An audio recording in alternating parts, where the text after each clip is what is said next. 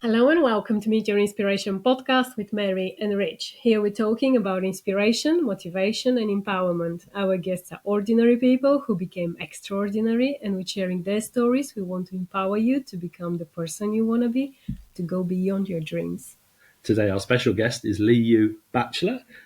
Liu is a videographer, a TV presenter. She is also helps and coaches and mentors people who are working or want to work in front of the camera and helps them through. And it's just an absolute pleasure to have you with us, Liu. Thank you. Thank you for having me. Yeah. We were trying to, how is that? The word, when you try to... Not research, how we're going to present you. Yep. And because there were so many different things to say, and we were like, don't forget this and this and this. And we were like, at the end of the day, during the conversation, we'll find out all about you and everything that you are doing. Yep. But we'll start with, first of all, how we met her. Can you guess? LinkedIn. Yeah. I think that was not long ago. First of all, I was very impressed by your name. I love it. And I love it, the videos that you will keep posting. Definitely different than usual, and they attract people. So you will tell us how you make all this. And I think I messaged you. We had a short chat, and a few months later. And the good thing is that we start to bump in each other on a few networking events, which was as well great. So I think, did we not meet on the Women in Business conference? Yeah, that's when we first met. To lots of places, everywhere, because we like to go and find the good people everywhere. So, first of all, your name. Yes. Where is this name coming from? My parents got it from a student that they used to teach. So they used to work in language schools. And I always thought it was a really good friend of theirs or a close colleague. It wasn't. It was like a student who was half Chinese, half Italian. And they basically just pinched the name and went, yep, we'll have that, much to my grandparents' dismay. Like, oh my God, you can't call the poor thing that. But yeah, they went for it. And you love it? Yeah, it's made my life interesting for sure. Because lots of people maybe question it, or they are. Yeah, I don't know. What did I ask you? Are you from France? Or something like that? Yes. Everybody can have different guesses on it. Yeah, but also it's without the accent on, when it's just LIU, it is the fourth or whatever most common Chinese surname. But then with the accent, it's Liu rather than Lu. So I get a lot of Lu, and a lot of Chinese people are a bit like, oh, wait, how do you get that name? And why is it your first name, not your second name? But yeah, interesting. That's like conversation the interesting starter. side of the world, isn't it? Okay, let's take you back in the time and tell us, what did you want to do once you were finishing school? Which path did you take? So, to be honest, I wasn't entirely sure, but I knew my four subjects that I really loved and that didn't quite go together were maths and art. Technology kind of fit in between the two. So it was like, that made sense. But I was also really into sport. Like, I've got a really sporty family. And so it was just like, what on earth am I going to do? And I felt a bit like this weird kind of thing that would morph into all these different identities and whatever. But I remember I had a career advisor who kind of just said, oh, what about sports engineering? And I went, oh my God, that's a job. And so when I went to uni, I did study design engineering at Loughborough, so a very sporty uni, with the intention of designing skis and snowboards and sports equipment and all this kind of stuff. Yeah. So that was the aim, and I went to uni and kind of really enjoyed it. Did loads of sport, got into wakeboarding at the time because I'd always skied as a family. My dad used to be a ski instructor in Italy. So I'd always been sporty, but got into wakeboarding, and then I bust my knee. And so I had to do lots of rehab and kind of prosthetic things, not prosthetics, but kind of, functional support things. So that was at one point, I even was considering going into like biomedical engineering to do sports Did you injury. do snowboarding as well? Because obviously, so people normally, my brother is massive into snowboarding. Yeah. But like, he doesn't like skiing. Yeah. But like you sound like you do both. Yeah. Okay. So we grew up skiing as kids because, like I said, my parents like lived and worked in Italy. Yeah. And so skiing, and then when snowboarding became a thing, it was like, okay, let's try the new thing. So it was a natural transition with wakeboarding because it's basically like snowboarding on water. Yeah. Or like water Exactly. skiing, but Yeah, with boards. So it's kind of studied that, and very much it seems obviously very different from what I'm doing now, but it was always about, like, I love the creative process, and I love kind of having an idea and how do you turn it into reality. And I just decided, okay, well, I'm going to do the most technical thing I could do because I can always go back to art and the more creative side. But if I get the technical side, then that will transfer. But it was like I said, it's exactly the same as other things. But I guess, to be honest, I decided not to go into it because it's very slow. You know, like that, looking at patents and stuff for the knee brace that I did my dissertation on, it was like it hadn't changed in like 10, 20 years. Wow. And I was like, oh, this isn't design anymore. Yeah. About new things, and because it's very slow. So I kind of went, okay, maybe that's not the route for me, but I knew the elements that I loved from it. So yeah. So does that mean you finished the university? Yeah. And then in the work Yeah. life, what's happened? So, well, immediately after uni, I screwed my knee up really badly. So I had to have a little bit of a break because I couldn't drive, I couldn't walk, anything like that. But ended up getting a job for a sports company selling sports equipment. So Grey Nichols cricket and Gilbert rugby and this kind of thing. So yeah, I was doing that for a year, but I'm not a salesperson. I'm really like, it was being on the road all the time. And it was a good experience, but yeah, it wasn't for me. So I moved into working for a stop motion animation studio in Whitstable at the time. Now they're in Margate. Okay. And, my mum was a little bit like, what on earth's that got to do with your degree? Yeah. But actually it was spot on in the sense that it was, stop motion animation is very technical, it's very creative, and it's about, my role as a producer was like managing that process, which was basically what my degree had been training us up to be, was like managers of a design team, and I was just managing a stop motion animation process and things like that. So that's how I learned about video, to be honest, because we were making adverts for brands and advertising agencies in London. And how you get that job? Just like you found it the good old fashioned way and apply, and that was the way? Or? So an old school friend was working for the recruitment agency, and she sent it. She was like, oh, this might be of interest to you, because initially they were looking for a salesperson, and because I'd had that other experience. So I started in that kind of scenario, and I was going up to London, kind of pushing, we were a really small startup at the time. And so I look back at the portfolio we had at the time, and it was super basic. And I was like kind of getting into all these big agencies and presenting these like show reels. And I look back and I go, oh my God, what must they have thought? I mean, what they're doing now is amazing, but kind of when I was beginning. 14 years ago or something, pushing this stuff. So I started off in kind of doing sales for them. And then as we started getting the jobs in, we then needed someone to manage them, which is when I naturally kind of transitioned and became a producer without really meaning to. I ask you just because obviously the sales role in one or another way help you to get to where you were. Yeah. And how long you spent there? 4 years.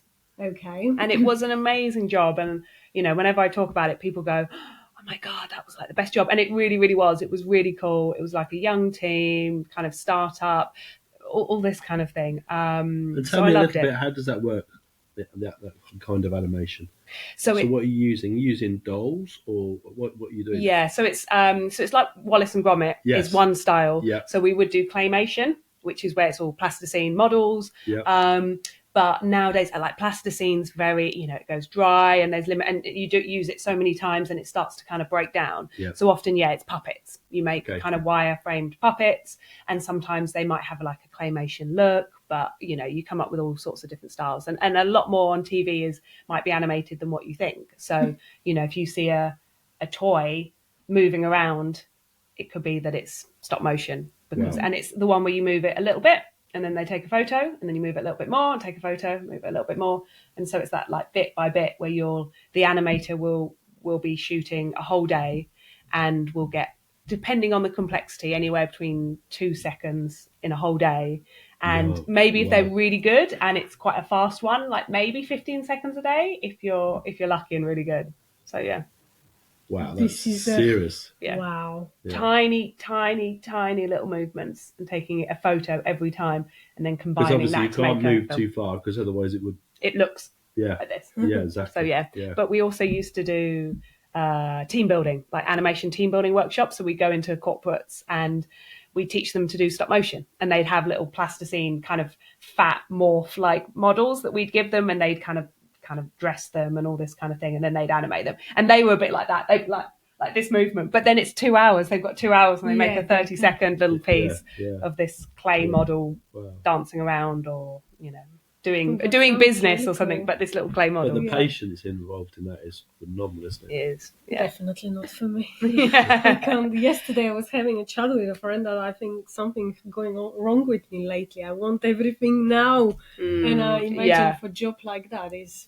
Yeah, and that's where the planning is really important, because you don't film, when you do live action, and even with things like this, you'll film everything and then you cut out the bits you don't want. Right? But with stop motion animation, you can't afford to lose a scene, because you might have spent a week filming it. Yeah. So everything is very tight in what you're looking for. It needs to be planned to the nth degree to make sure everything you're doing is exactly what you want. Exactly. Yeah. But I guess from that experience, I very much learned how often clients they want video or they want animation, but they don't always know what or why or how. And so very much my job was helping them to kind of work out what the brief was before giving it to the creatives. And then they'd go off and be all creative. But if it's not what they want to say and do, then the idea doesn't necessarily match the creative. So there was a lot of work in that. And when I look back, like I said, 14 years ago, it was, not many people were using video at that point, let alone stop motion. And we'd go to trade shows and we'd be like, oh, we make videos for people. And they'd be like, why would I want a video? And it's so because different in 14 from now. years time, everybody will want. Exactly. But yeah, it's odd looking back at how the things change. Yeah. But sometimes don't you think that they change as well far too quick as well? Yeah. Especially nowadays. It's just crazy. Sometimes I'm thinking about grandparents. They've been through, some of them were maybe born during the war or after that, and during their lifestyle, they maybe didn't have TVs or anything, and now you go and give them a mobile phone and you tell them, oh, I'll message you this or that. And these people were living all this. Yeah. And I can't believe sometimes how it's to get used to that in one, I don't know, in 70, 80 years, how much has really changed so much. It's changed. It's incredible. Yeah. It's funny, it's funny saying that. I found my old iPhone the other day, my original iPhone, and it's tiny. It was like it's like this big. I was like, wow. They even had such a small. Yeah. Wow. Now they're trying to. Luckily, they got a little bit bigger because I needed. They're thinking about aging. Yeah. Thank you. So after stop motion, where? So after the stop motion, I, like I said, it was a great job. But I always knew I wanted to do my own thing because, I had a full-time job and I was doing all these side projects and little side hobbies. So I knew I was going to have to work for myself eventually. And basically, as I kind of in the crossover when I left, I'd come up with this crazy idea to do a challenge called 100 Sports in 100 Days. And it does what it says on the tin. It was 100 different sports on 100 consecutive days. That's a full challenge. It was a big challenge, which came about. And it came about because, like I said, I'd done a lot of wakeboarding. I'd done a lot of sports. And I kind of, with my injury, I was looking for a new sport that I could do. And the whole idea was, okay, well, what bit do I love the most about sport? It's the beginning where you're trying different things. So it was like, oh, what if I could try lots of different things and also inspire other people to be, to almost for me to be the guinea pig, to say, well, I'm going to go try these crazy things and then you can watch. And maybe if you're like, oh, I fancy that, I'm going to give that a go. Yeah. Because it was also, I filmed every single sport that I did and did a vlog. And that was basically my first time making my own films. So when I was at the animation studio, I was organizing and managing, but I wasn't creating any of it. Whereas this was the first time I'd filmed, edited, presented, anything like that. And it was, to be honest, it was at the time I thought, oh, maybe, I want to work for myself. I was still working out what I wanted to do. I was like, oh, maybe I want to work with sports companies. So the idea was, by doing this challenge, it was a campaign to give me a way to reach out and connect with people while also doing something that I loved. Yeah. So yeah, I did this crazy challenge and learned how to Is it film. on YouTube? It is. So we can go. Yeah. Oh, they're all on there. They're the very first videos on my YouTube channel. So that's 100 days consecutive. Yeah. So did you plan that? I assume you needed to plan the sports and everything. Yeah. So that was, to be honest, one of the biggest challenges was organizing it.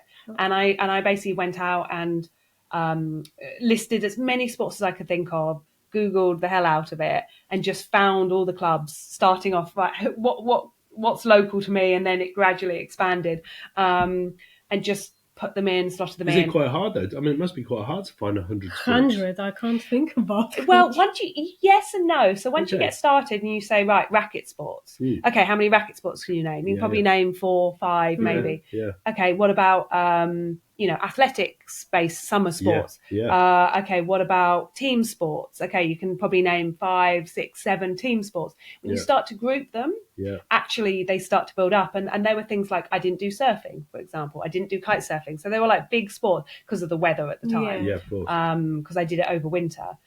There were plenty of sports that weren't on the list that could have been. But there were certainly some weird ones like I did. And I don't know how I came about these. I don't know. Might been someone sending me like, oh, you should do this crazy sport. I did, what was it called? Quidditch. Never Exists That's as in Harry Potter. the Harry Potter sport. Yeah, Does it exist? It does exist. So I basically found a club, and they were like a university club in London, South London somewhere, and they were just like a group that kind of probably wouldn't have done normal sports, but it was full on. Quidditch is like contact. Right, so they're absolutely covered in mud. We were in this random field playing this homemade kind of sport, but it was like these kind of students that maybe wouldn't have been in the rugby club or the handball club or the netball club, but were playing Quidditch and were like fully into it and having a great time. I was like, brilliant. That for me is what it was about, was like finding those sports to make it more accessible for people. Honestly, go and check. What's the name of the YouTube channel? So it's just my name, Liu Batchelor. Oh, okay. And there's a playlist at the bottom Perfect. called 100 Sports. And we can challenge you. If you want, maybe not 100, give a try with 30. And let us know, us and Liu, how you're doing. Yeah. You may come up with some cool idea, but this is unbelievable. Honestly, I can't get to 30 days consecutive to post somewhere. Imagine to go and, because this is, wow, to go and to be part of a club or whatever, to go for the day. Did you do it as a sponsorship? Did you get any Yes, I did raise money as well. And I did it kind of leading into Sports Relief. Yeah. And so by the end, because it was also about building my profile when I had just kind of left my job. I mean, the first half of it, I was still in a full-time job, and that's the majority of it actually. And that's when it was tough, because it was like doing a full-time job, then having to go and do this sport, and then having to edit. And so I've got quite good at editing quick, because it would be like 10 o'clock at night and I've got to edit a video and publish it tomorrow.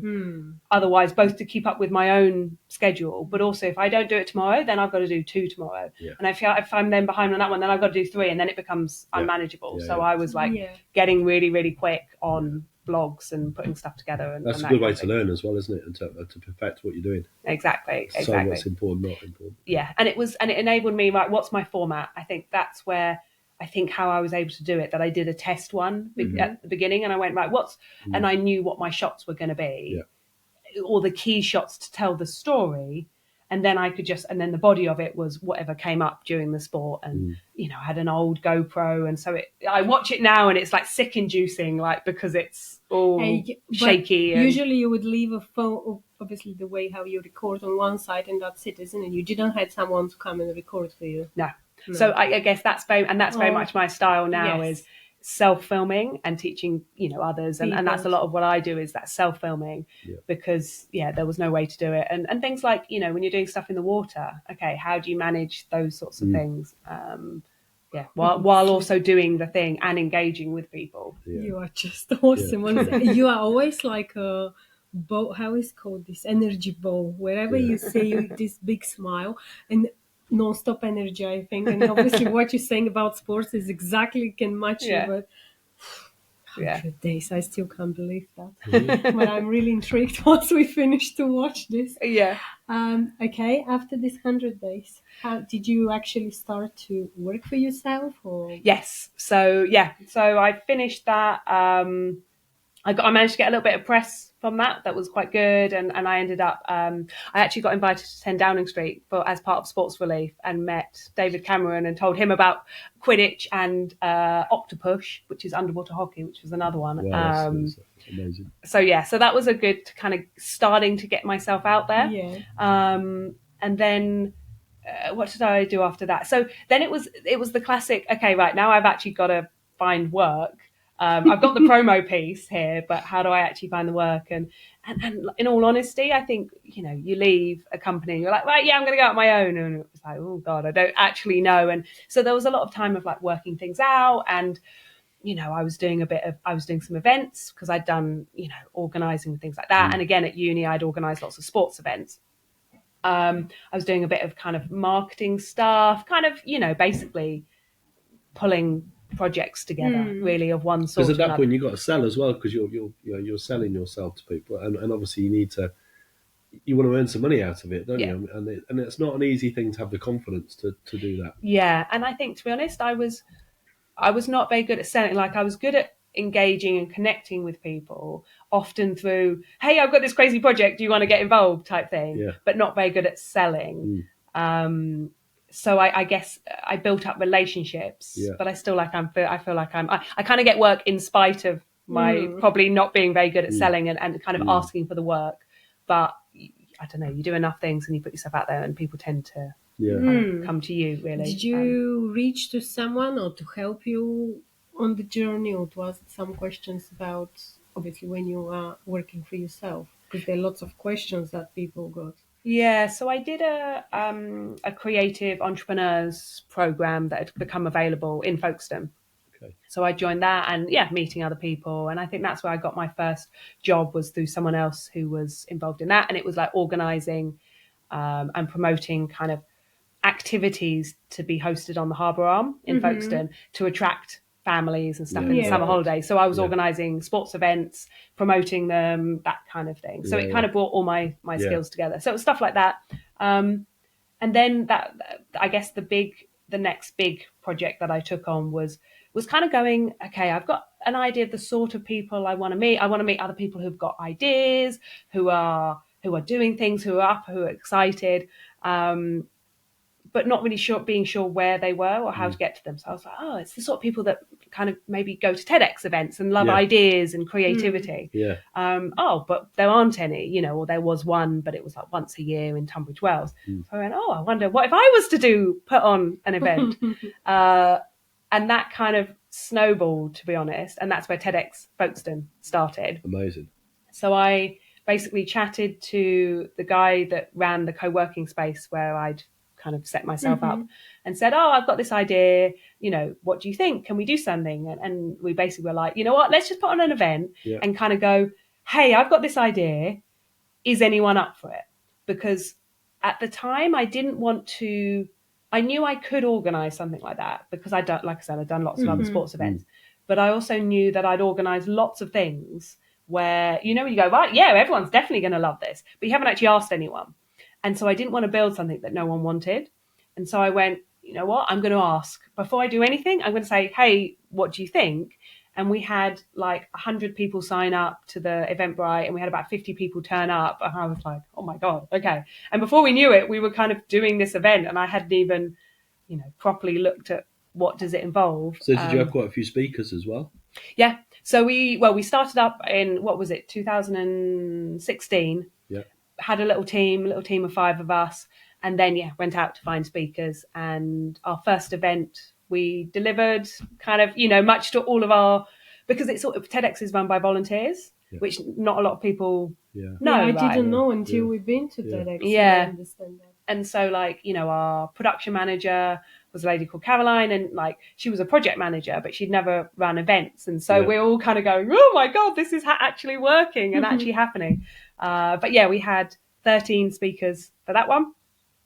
And it was really a case of then we just kind of every year built on it and grew it. And for me personally, it was an awesome way of kind of getting myself out there and kind of having that credential of, oh, okay, Liu, who runs TEDx Folkestone. But also from a leadership point of view, that I was kind of suddenly running this team of volunteers. And by the end, we had like 35 odd regular volunteers, plus all the speakers, plus on the day volunteers. Wow. And learning what it takes and learning to, not try and control everything, because, this was something I was doing without being paid. So it was like trying to manage that around work and everything. Do all those smaller videos in local locations, do they all go out on the TEDx web sort of videos? So like that people can find them all on YouTube as well, exactly. So it's a weird kind of way. It's a TEDx events are a little bit like the X stands for independently organized. So it's a little bit like a kind of a franchise that you don't pay anything for it, but you have to get a license, and you can only run a TEDx event in the town where you're based. Okay. Hence doing Folkestone. So you get that, but you have to organize everything. You organize your own speakers, you organize fundraising. Like they don't give you anything apart from the rules of like what you can and can't do. But then at the end, the videos kind of essentially belong to TED and get uploaded to their platform. They approve them. They go on, as you said, on their site and things like that. Yeah. So yeah, that's interesting. Which is another thing good to go and check, because I think this as well bring to you lots of amazing people that you found, the speakers. Yeah, definitely. It made some really, really cool people that, it's the sort of thing. And I did a ton of interviews with them afterwards about their journey and their experience, which really taught me, it led me into doing the speaker coaching and the presenter coaching, but a different approach, because it was like understanding, when someone's concerned or when they're nervous or they're worried about criticism or all the things that we go through, what's really going on for them? Rather than, right, this is how you be a good speaker. It was, no, what's stopping you from feeling comfortable to express yourself? What's causing you to go, oh, I can't do this. It's not for me. What are those kind of inner things, that inner journey of speaking and sharing a big idea? Because at the end of the day, something I learned was with all the speakers was, often it's not like, there's the nerves about public speaking, but the bigger scary thing is like, okay, I've got this idea, or I've got this way of working, or I've got this stuff that I care about that I've spent my life and my career doing. How do I condense that into less than 18 minutes, right? Yeah. And will anyone care? Yeah. It's what a lot of speakers worry about, is that question of, will anyone get value? Who am I to be saying this? The structure as well, isn't it? Is how to structure it, because sometimes you particularly if you're a creative, you tend to fire it all out, one after the other. But it's actually hard to get it in a structure that it makes sense and it follows, because not only are you presenting something, but you're telling a story at the same time, and it's two different things. And to get that structure, and again, like you said, to do it in 18 minutes. Yeah, exactly. Yeah. And a lot of the time, even before they get to the structure, it's even working out what their idea is. Yeah. And that was, we do kind of pitch nights where people would kind of share their ideas and we'd give them feedback before they applied. And I was a little bit of like the Simon Cowell, because I'd always be like, but what's the idea? Because people would come and they'd share these amazing stories, but it's like, but what's the thing I can take away? What's the idea at the heart of this? And that, I think, what all communication, effective talks, effective videos, is something, and you've got to be super clear on that. And most of us aren't, because we go around in everyday life doing the things that we do. Yeah. But to boil that down to an essence is really hard. Yeah. And you tend not to do it day to day until you come to do something like a TED Talk. But it's boiling down your whole life and your whole experience into, what is it that I do that's different? Or what's actually helped my clients make that shift?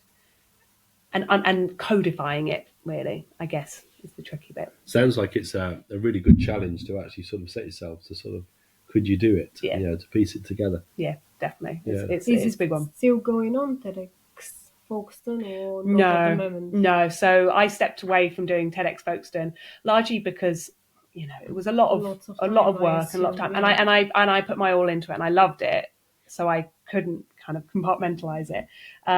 But also, people would come to me and just want to be TEDx speakers, which wasn't anything that, you know, it wasn't my job, and it wasn't, we don't charge for it. They got loads of free support. And then when I say, okay, great, but, you know, this is kind of the work I do and the paid work, they wouldn't be interested. So it almost, TEDx kind of overrode my work and what I could do and how I could help people. It was a little bit of a distraction. So I stepped back from that case. And there was a team that were working on taking it over, some of the previous team, but it was post-COVID, so things were it was a really tricky time, and in the end they decided, you know what, now's not the right time. Okay. So yeah. So in our area, let's say it's just the Tunbridge Wells that they've got? Yes, so Tunbridge Wells, which I'm actually, back there. I couldn't stay away too long, but it's quite nice because I'm obviously not. But maybe you're just volunteering, just going and help a little bit, but you're not the organizer, which makes a big difference. Although I have ended up kind of doing more and like slowly getting pulled back in, but it's good fun. So yeah, there's Tunbridge Wells. There was one in Margate a number of years back, but that's not running. So they tend to, every now and again, ones will pop up because anyone can run them. Like anyone can apply. Yeah. So there's nothing to say you can have you know. I never knew. I always love, because we know that on YouTube you can find some TED talks, which are really empowering, influencing, really good ones. And I never actually knew there was anything here. And when we heard about that one in Tunbridge Wells, through you, in a group that you share about that, it was amazing. But when we get there, I realized that obviously the difference between TED and TEDx and etc. But again, it was brilliant. And once again, we met. Honestly, we were on a table with an amazing guy who, from the first question, was saying something about the book that he read recently, and it was very interesting. And then during the afternoon, we had great chats. We get connected on LinkedIn. A few days later, I've seen he post that a week ago they won a award for something really good and valuable for his business. Nice. And I messaged him, you didn't even say anything about, oh no, I don't usually. So you have to be proud, because again, it was business built himself for 10 years or something like that. But amazing guy. And but he kept it all quiet. And even, honestly, I'm going a bit out, but we did a workshop with some photography and etc., which was initially I was thinking, oh, what is that going to be for? Yes, and as an event, that was amazing. It was a really good event. Absolutely love it. So we will be back there, because it was nice. But it was good to see all this happening, but as well make you to realize how much work these people put behind the scene. And the interaction as well between the talk and then the little individual conversations we had around the table after the talk to sort of see how it affected us, and the thought-provoking parts. It was really useful to do. Is it usually once a year that they're doing the big? Yeah, so most events will do once a year the main speaker event where you've got live speakers. The one you were at was a slightly different one, which is like a different format. And TED have various formats that they use. Most people do the traditional one. But so it'll generally be once a year. By the time you've done speaker applications, speaker coaching, and on all this, everything that comes into it, it's you're covering everything. Yeah. And when you mentioned that you did speaker coaching, is that something that you studied to become a coach, or you? No, so it's just based on your experience. Yeah, so it's all kind of very, very much first-hand experience. And a big part of, I guess, my approach is based on what I learned from doing these speaker interviews, and this idea of kind of just realizing how different everybody approaches it, and really learning how much, okay, great, you can have this tip that says do X, Y, and Z, but often the reason we struggle with those things as an individual will be because it conflicts with some kind of value of how we connect and how we engage. Yeah. But often kind of traditional training doesn't necessarily touch that.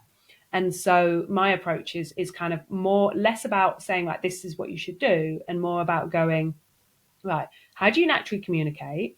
You know, what feels unnatural to you because it conflicts with that? And how can you find a way that is natural? And then confidence comes through naturally rather than a skill, like, you know, like when you wear something that you just feel super comfortable in automatically. Whereas when you're wearing something that might look smart to everybody else, but to you, you're like, oh, it doesn't quite fit, or it's not quite my color, and all these kind of things. So for me, it's not about training people. It's more about helping them realign with what naturally works for their way of communicating. And then it's a little bit like, you know, if you're trying to learn a new skill, right? And it takes a long time, you know, 10,000 hours or whatever to become a master of something.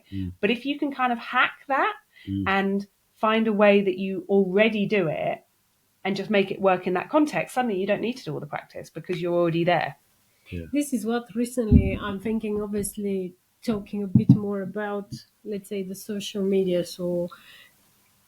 But on a big picture, if I look in general, in every aspect in our life, sometimes someone come up and tell, this is the XYZ, this is how it needs to be done. But then you've got Stephen Bartlett who come around and he's like, I'm going to do it my way. And then suddenly he became the example that everybody will benchmark, start to follow. But it's the same like Richard Branson. Amazing guy. He will do his way. He's finding his way. He's not following the rules, or he's not following what it should be. Or there's so many names and people out there. And so often with Richard we talk something, and because we often have people, you have to do this, you have to do that. Yeah. And also I do accept, of course, people to advise, because we're doing everything. It's new for us. We are learning. Yeah. I accept, obviously, advices, but something that I don't want to accept is exactly the thing, someone to tell me to do something that it's not with my values. It's not me. Exactly. And it might be the most popular and the most amazing. And maybe if I do it, I wake up to, I don't know, thousands of followers. I don't know. Yeah. But it's not me. Exactly. And I don't want to. And in the beginning, we had very much conversation. The good thing is that with Richard, we're on the same page. It's not about, let's the trend and this and that. And often we talk and I'm like, but imagine, sometimes you start and you do the thing that works for you. Sooner or later, it will work and it will make the results. And then everybody will be like, oh, yeah, that's the thing. Exactly. Yeah, but it's the thing for us. Yeah. And now that's why I love it when you said that it's not always you go and tell people you have to do this and that. Sometimes it's good to listen to them and to see how you can find that balance to make them feel good and do it. Yeah. And I think, and that's where I guess my natural skill is. I realize, like, almost I don't know, I just like feed off, you know, when someone like naturally gets excited and energized, I don't know, I seem to just have a natural ability to be able to kind of lock into that, or kind of, it's not even a conscious thing, but you know, when someone's talking and they're like, yeah, so I think my idea is this, and they're a bit kind of flat, and I'm like, okay, and I'm asking the questions, and then before you know it, it's like following the energy that they're giving off, and then they're like, oh my god, yeah, that's exactly, oh my god, that's so obvious now that I say it, but I've never said it and I've never realized it. And because so if they don't unlock it, it becomes not easy to watch. Yeah, particularly, isn't it? I mean, that's the hard thing. Some people like, even people presenting, sometimes it can be so hard to watch. It's so boring. And it's because they're bored of what they're saying. Yeah, because they've said it so many times. They just don't want to do it. And they don't believe in it. No. Whereas I guess, my thing is just being able to, and we all do it, but I guess I'm just tuned into, you don't sound like you believe that. You don't sound like you want us to be talking about that. So let's keep talking. Let's keep exploring. And I'm very much let's just try a bit of everything and see what works. And then we often like stumble across it. And then it's just like a penny drop moment.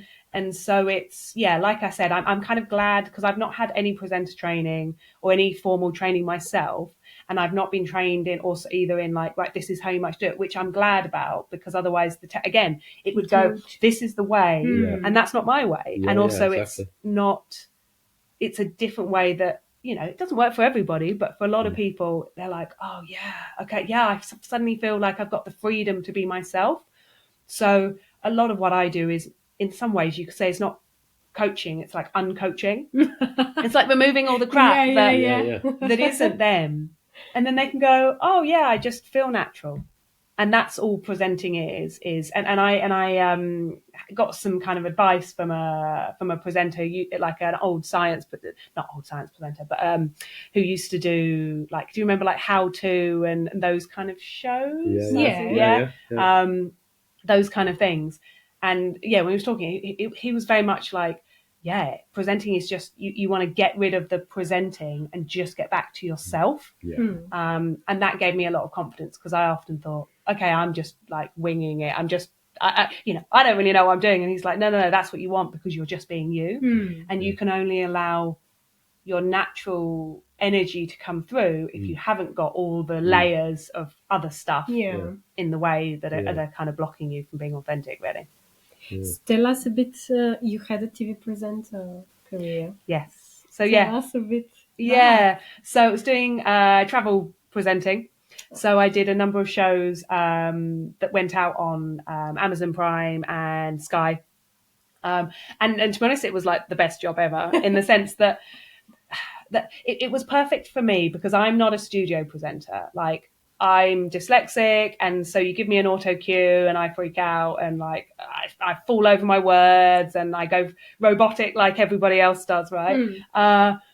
Whereas this was basically, it was like, right, you're going to go on this trip and we just want you to respond. And like, you're going to go and... How did you find this job? Or again, they found you? So a combination. So I was doing the Big Ideas show, which was my podcast 10 odd years ago now. And interviewing, again, people that I thought were doing great things locally. And there was a local businessman who saw the stuff that I was doing, and he was connected with a production company. He was like, oh, they're always looking for presenters. So he introduced me. And yeah, I think the first job I did, one of the other presenters couldn't do it. So I kind of got into it quite quickly as a last minute thing. Absolutely petrified on the main bit. Largely, a lot of it, you're just doing the thing, just being yourself and sharing what you see, how you feel. And exactly. So did you have a film crew as well? Yeah. So the thing with travel presenting is, normally it's quite a small crew. So I think the first one I did, there were 3 or 4 of us. Some of the other ones were like 5, but there's lots of, you're paying for hotels or they're paying for hotels. So the crew's always small, but it's quite nice because it's agile and we'd be like diving with whale sharks in Philippines, which was like probably one of the best things. Wow. And then you kind of pop up and like they're there with the camera and you've got to say something. So it really is, for me, it was about being totally present, and you can't script, you can't prepare. Perfect. For me, sounds perfect. Exactly. Because I don't just like got to share. Script. Yeah. And trying not to say the same, and you realize that you say amazing all the time, and you're like, okay, I can't keep saying amazing, I've got to vary it. But yeah, and that was kind of very much like learning on the job, and they're a lovely production company because they're really relaxed, and it's if they give you the freedom that it's going to be at the moment how you feel, and just mega authentic, I would say it's just brilliant.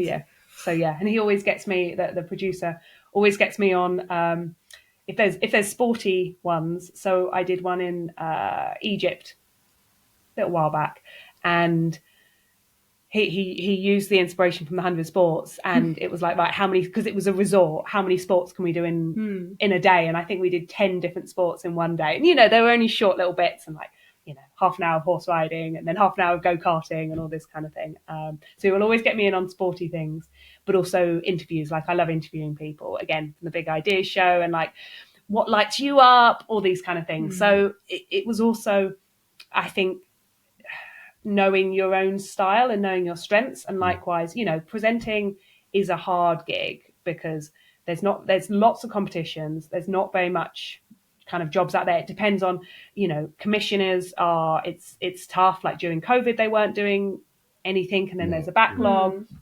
But I think presenting is all about knowing who you are.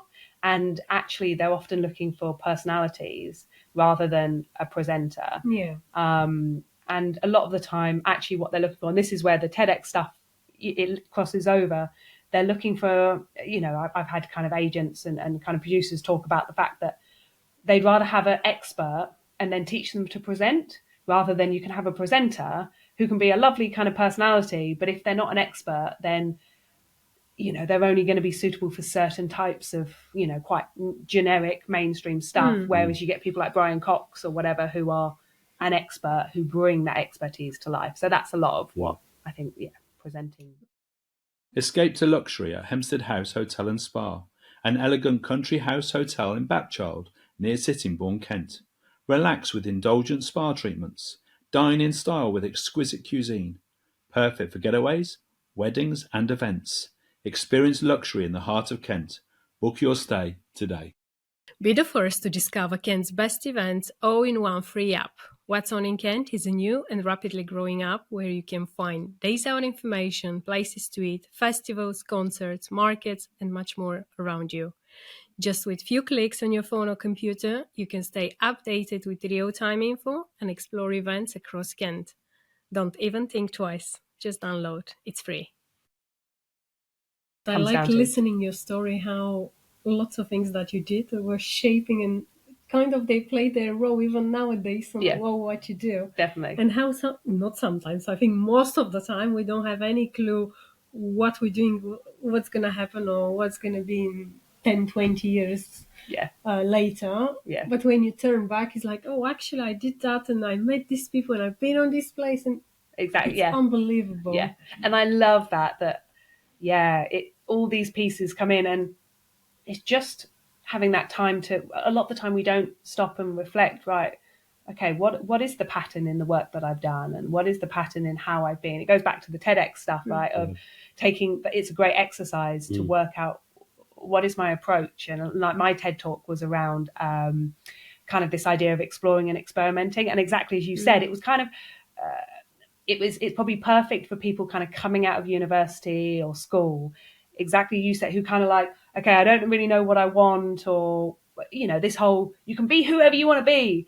Yeah, but I don't know who I want to be. And it was this idea of, just try a load of stuff, right? Go out, and for me, it was do 100 sports. But I feel like my career, I've done all sorts of different things, and I've gone, oh, okay, I liked a little bit of that, and I'll combine a little bit of that, and then we'll do a bit of that, and it all kind of comes together into this Venn diagram of, and that with that tiny little bit that makes me unique and makes me be able to offer what I do as an expert in this weird combination. As we're talking now, because I've got that question, if someone is younger people listening that, shall we just say that your advice to them will be just go and explore and try and find out, don't limit yourself? Exactly. Yeah, definitely. And I have to put a lot of that to my parents and my that sporty background we were always kind of thrown into things, as it were, from a sports point of view. And so I feel like, I was always petrified of public speaking. And so that bit I wouldn't, but in terms of going and trying a sport, I'll go first. And so it was, that ability to have a go. And also I think it's important to do enough different things, because if you do one thing and you just have a go and you don't do very well, or it's not for you, it can be easy to come away and feel, I'm not very good. Yeah. Whereas you do 10 things, naturally, there'll be something that you're rubbish at and there'll be something that you're good at, right? And there'll be a scale, and therefore we don't judge ourselves so harshly because we can see good and bad. And to be honest, it was my journey of overcoming, like, I was petrified of public speaking at university, and like I'd go all lightheaded and I'd feel all faint. And, I think one time I almost did faint and had to kind of go sit down and pull out of it. Was applying that mindset, because in my head, speaking, I had to get it right. And I had to work out what I wanted to say before it came out. Whereas when I went, you know what, I'm going to let it tumble out, and it might be wrong, and I'll experiment and I'll put it out in the world and I'll be like, okay, I could do that. And, you know, doing multiple takes, for example, is fine because you can explore and find different ways. But, you know, in that situation, often we think we've made a right mess of it. When particularly on public speaking, you can stand up and you think, I said that wrong. Or I meant to say it this way and I didn't, and I said it that way.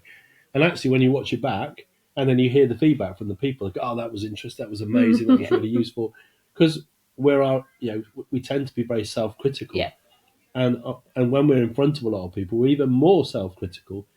But like once you've got that ability to put it out, to get the phrasing right, to get the descriptions right, to sort of amplify it a little bit more and to share it, it just then starts to become more natural. Definitely. And the point you said there about like when you watch it back, you go, oh, well, that wasn't very good and that wasn't very good. But that's feedback. Like you wouldn't know that unless you'd done it. Yeah, exactly. And I look at all the stuff I've done and I put out a load of very basic, crappy videos, but I put out so many.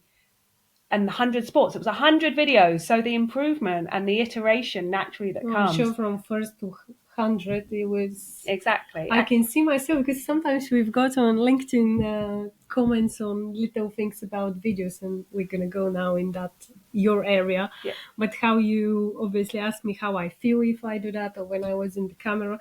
And it was funny because I never wanted to sit here and to be in front of the camera. I always wanted to be behind the camera when we started the podcast. But I will tell you one thing. I said that to Richard. Maybe part of me wanted to sit here because I enjoy meeting people. I absolutely love it. But I had some limits in my head that were like, no, I'm not good for that. I can't do it. So he pushed me in a good way, support me, let's say, to do it. And now I want to do that. I absolutely adore it. And I really, I love seeing what's happening. Yeah. Improve a lot. I've got maybe lots to learn, but one thing that I like, and when we talk earlier about if you are a TV reporter or if you are in a specific, let's say maybe in the TV, you need to be a specific person with specific knowledge. Nowadays, we've got these platforms that give you opportunity if you want to show up, to share, to talk, just do it. Exactly. And I love it, and I'm learning. And as you said, sometimes I play the first episodes, and I'm like, "Oh, look at that! We are getting this a bit better, or that a bit." But I've got a bit more because I want to share numerous things, and sometimes I will record little videos. I'll delete them. No, this is not right, or whatever. But very often, I just leave them on a one shot, wherever it is. Just go, because usually the first time when I record is the more natural and the more one that is coming from heart, let's say. After that, it's like, oh, just do not forget to say that or that. So it's interesting the key exercise, is confidence builds, doesn't it? The more you do these things, and the more you expose yourself to actually being in front of the camera, the more it happens. And the other thing is, I mean, we tend to find as well, I mean, a lot of people will come in here and sit in the chair and we'll ask them questions. And of course, initially they're like, there's a camera, there's a light, there's a microphone, and there's a lot of nerves. Yeah. But then very quickly they forget, because we're having the conversation literally across looking at each other and focusing on each other. Actually, everyone forgets you're even being recorded, and it just disappears. And then people relax. Yeah. And that's one of the most important things as well. And this is where the best is coming, when really people relaxed. are relaxed. Yeah. Yeah. Tell us about now, obviously, what is your work nowadays, your business? Yeah. Because we can see that we are helping people to stay in front. How is the word? Video without cringe. Yes, video without cringe. Yeah. And tell us a bit more about that. Yeah, so it's video training, essentially. It's helping people get started, very much with that approach of, right, let's strip back the right and wrong, and there's so much advice that we see, and it's not that any of that is wrong, it's just often it's what is right for you, what's right for you. And it's very easy, a lot of the advice we see is quite advanced, rather than, you know what, when you get started, all you have to do is pick this up and talk to it. Like, forget all the tech and all this kind of stuff. Remove the procrastination and get back to just being Basic. you in a really simple way, and use it as a tool rather than I don't, rather than getting hung up in the technical, how do I make videos? And because a lot of people use, what camera should I get? And I can't do this until I've got better lights, as a procrastination to just getting started. So it really is that kind of entry point, and being able to go, right, let's try lots of different things.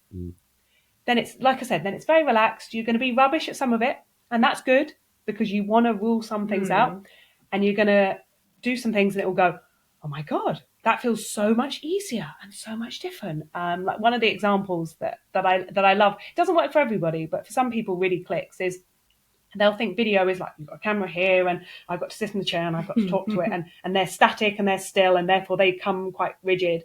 And I go, right, okay, forget that, let's put the camera away. Right, just pick your phone up, just go for a walk outside and just talk to the camera. And they come back and suddenly it's like, because they're moving, their thoughts are flowing. They're not trying to talk to camera like this and stare down the lens and I must look at it. They're kind of looking around, and it's more natural.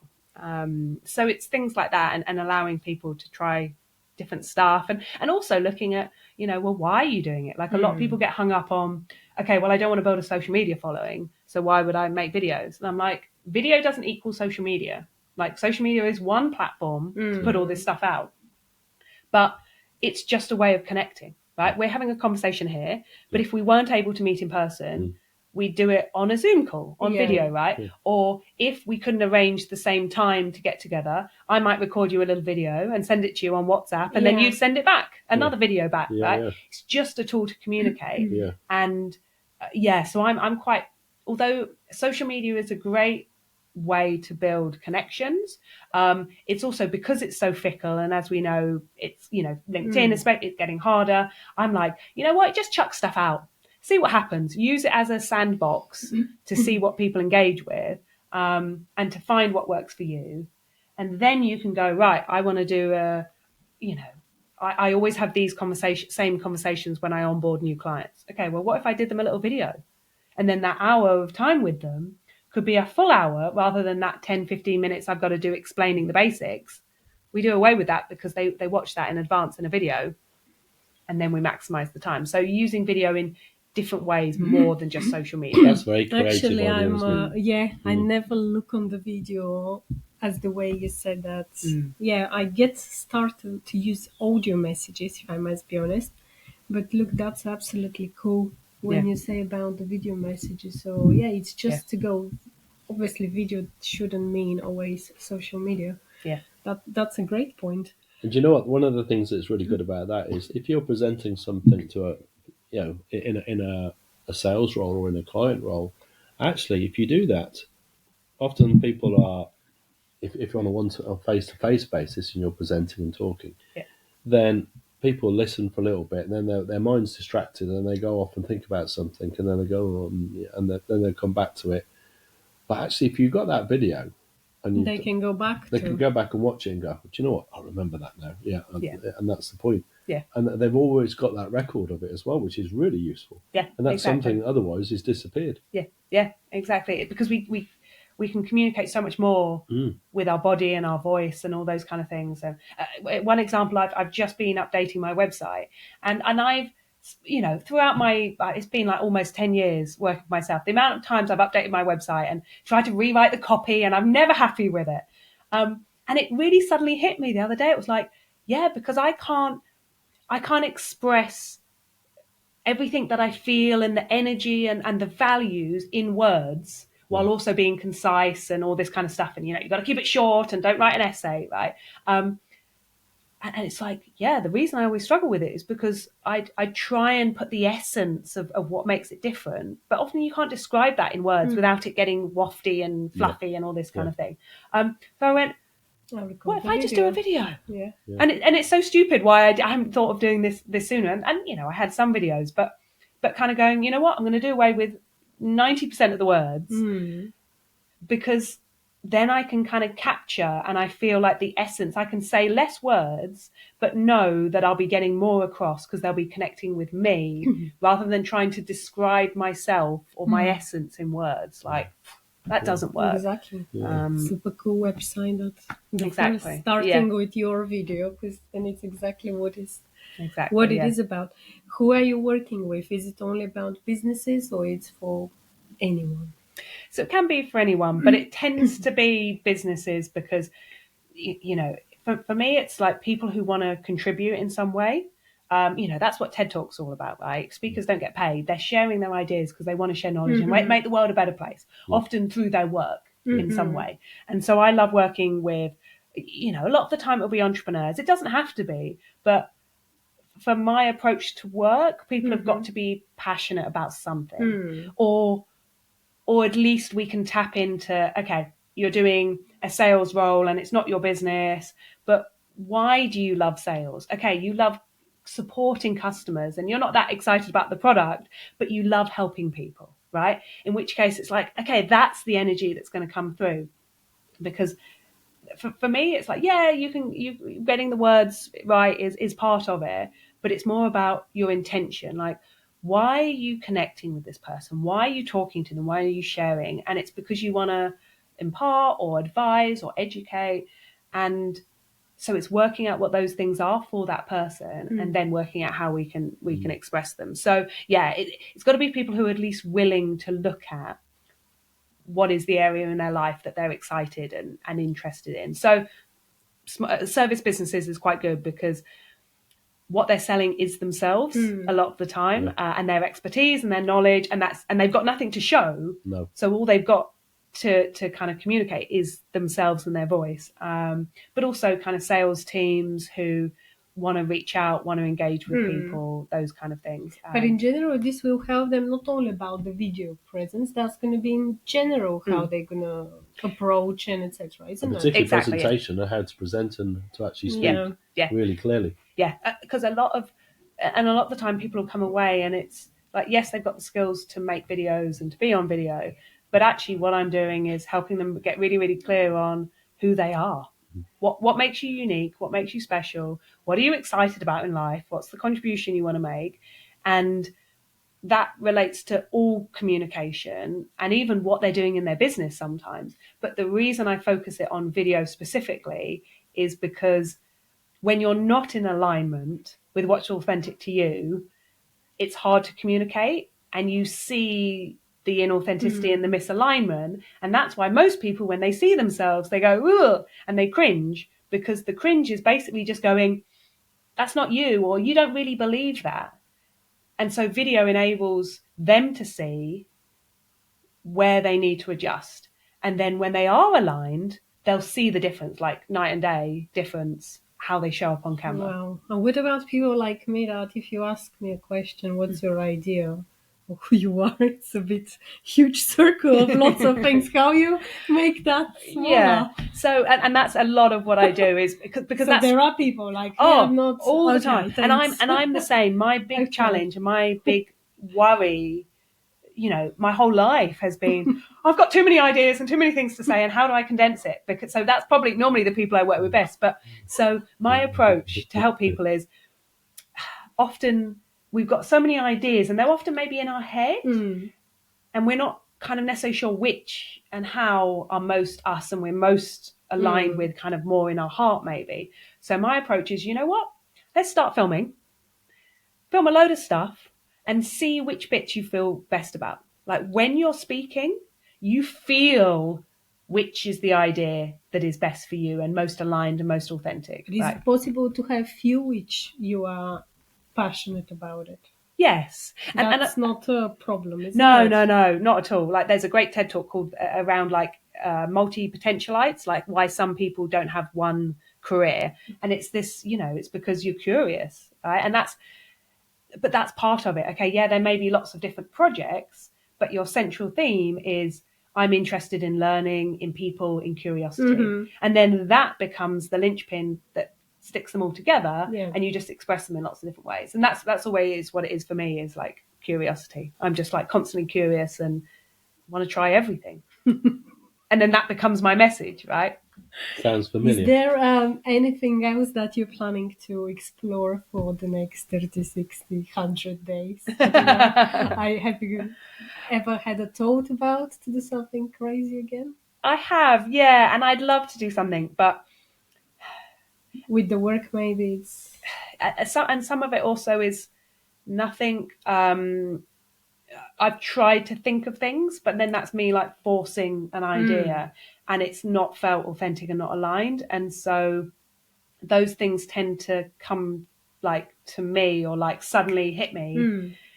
The more I try and make them work, it doesn't. So yeah, my approach is just keep being expressed.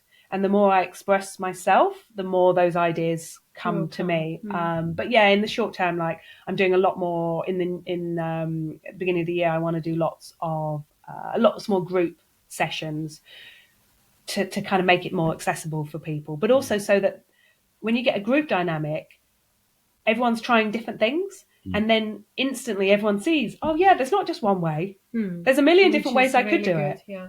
Oh, so I can just do it my way. Oh yeah. And this is obviously something that we talk very often, the difference with school system and the real world.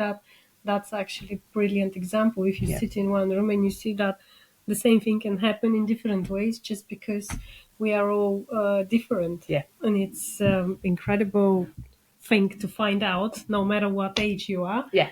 Because it's not the thing of the limitation, isn't it, in it's no our limitation. mind. Yeah.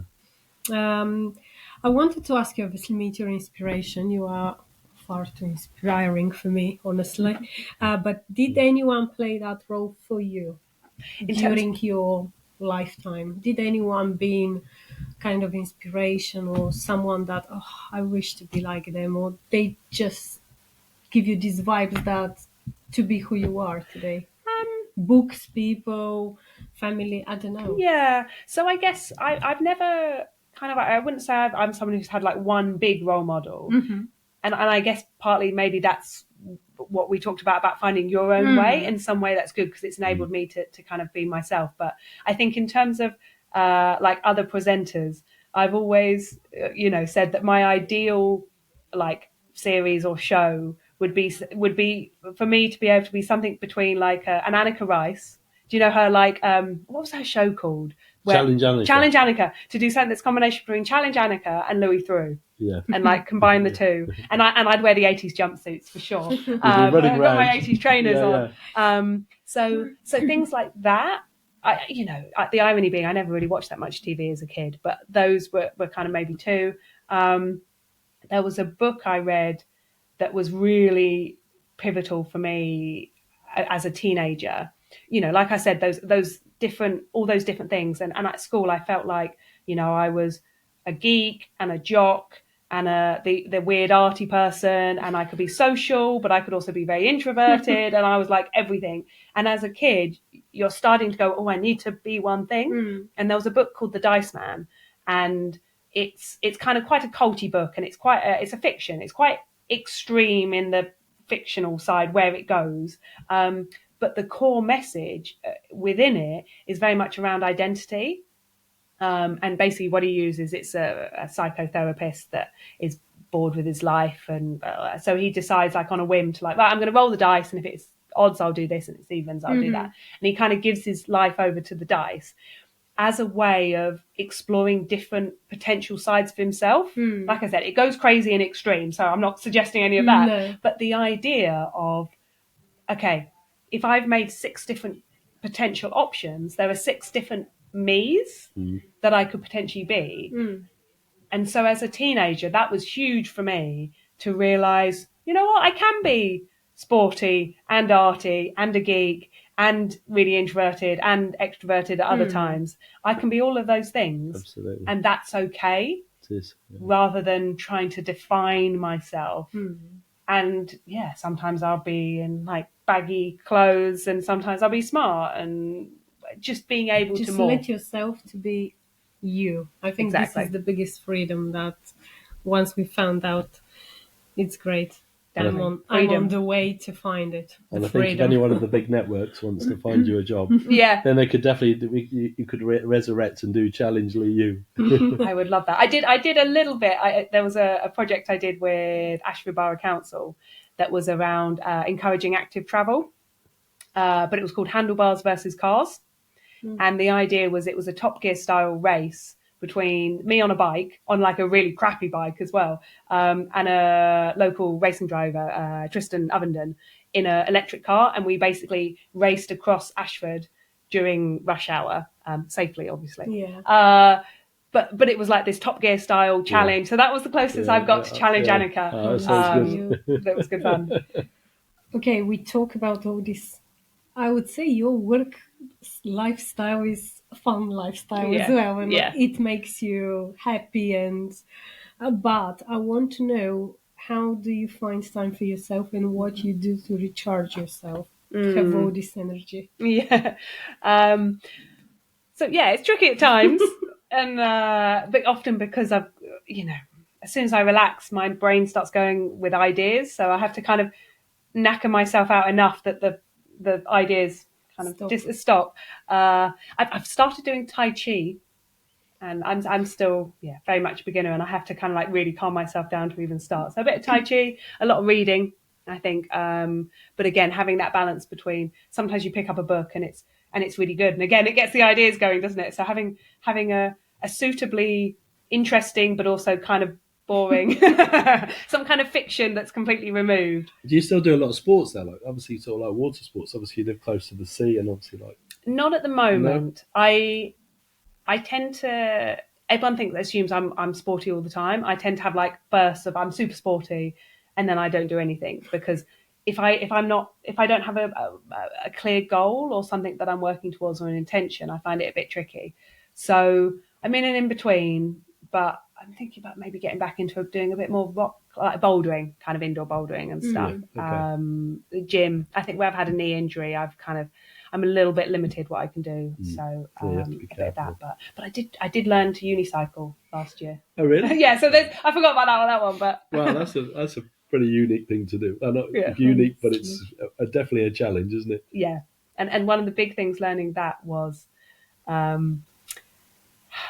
Kind of almost being quite zen about it, because it feels like sporty and things like that. But most sports, like say you play tennis, you think like, where do I have my arm? And and you can try and improve like by thinking. But with unicycling, it's so physical, and there's no thought to it, if that makes sense. Like you can't think, right, I'm going to do better, because there's not enough different things to do. You kind of have to feel it.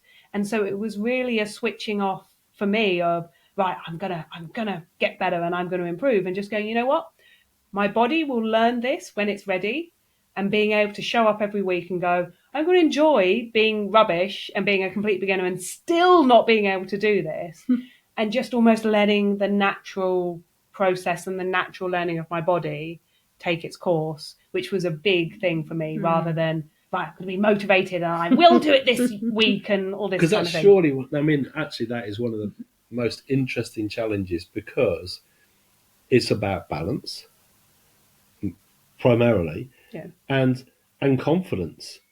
But if I bought myself a unicycle, I would spend the next 2 weeks getting on and falling straight back off again. And I think, but that shows that determination you've got to be able to do that, because and that's how most people are. They just keep falling off, and that's it's such a great example of life, actually, isn't it? Yeah.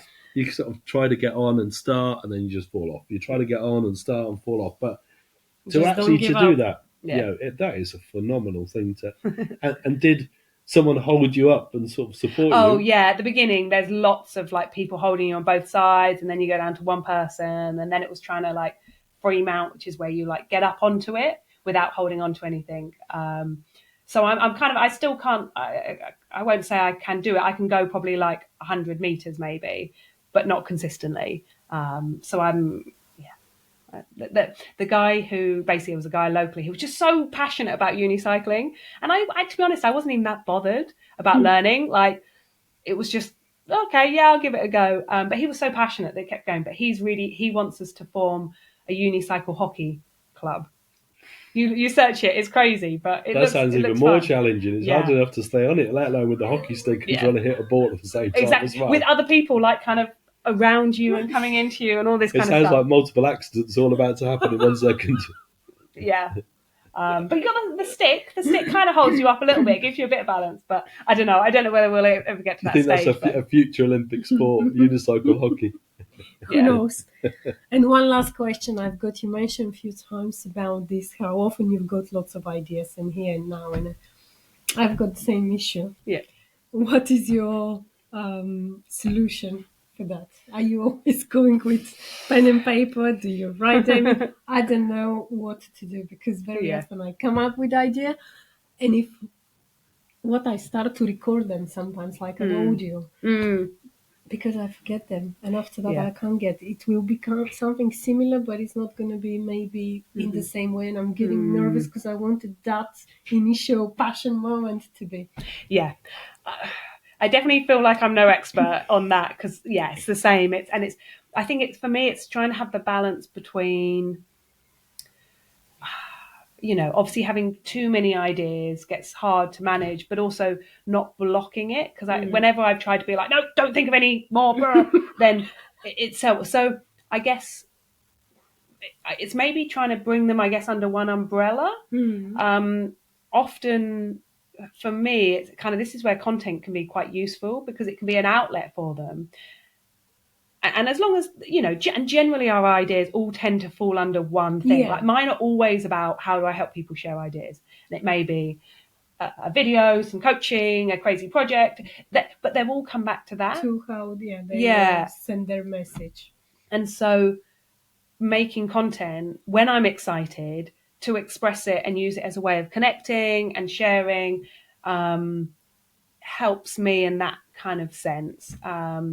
I guess, I'm the same as you. I'll write stuff down and normally it's in the middle of the night, which is really annoying. Writing stuff down. This is what they say. You need to have a pen and paper next to your bed, because usually you get up in the morning and there is something on midnight. Yeah. You come up with like...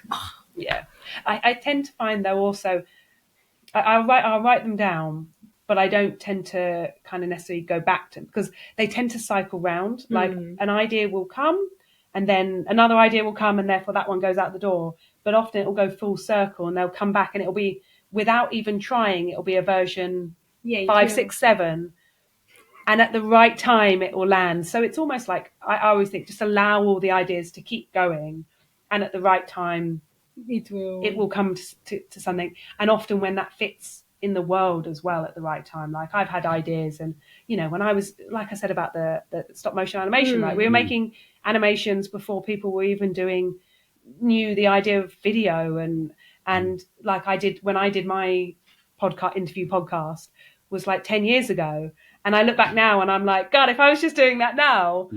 So you can it's always start it again. Yeah, maybe I'll just re-release the same video. but I've got long hair though, so it's a bit of a giveaway. That's going to be interesting to see it. Lots to watch now today. This afternoon it's done for your channel to watch.